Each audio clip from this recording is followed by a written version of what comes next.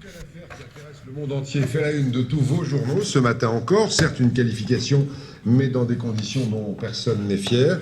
Alors, réponse aux questions qu'on peut se poser et réaction avec Mathieu Perrault.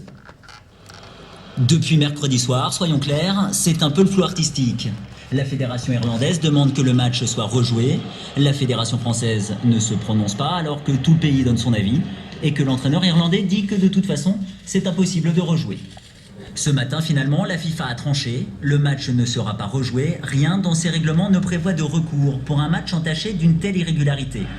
Une aubaine pour l'équipe de France, car une participation en Coupe du Monde, c'est une question de prestige, mais aussi d'économie. En 2006, la prime allait de 4 à 16 millions d'euros en fonction du parcours de la sélection. Un aspect non négligeable, mais c'est évidemment de la réputation des Bleus et de leur capitaine qu'il est question. C'est vrai qu'il aurait été grand seigneur s'il l'avait dit à l'arbitre, j'ai fait la main, acceptez pas le but. Bon. C'est d'autant plus désolant qu'il va être représentatif encore en Coupe du Monde et on va être malvenu de toute façon. On n'arrête pas de dire que les Italiens sont minables, ils font du théâtre, ils sont des tricheurs, des menteurs, et nous on fait pareil, en plus devant tout le monde.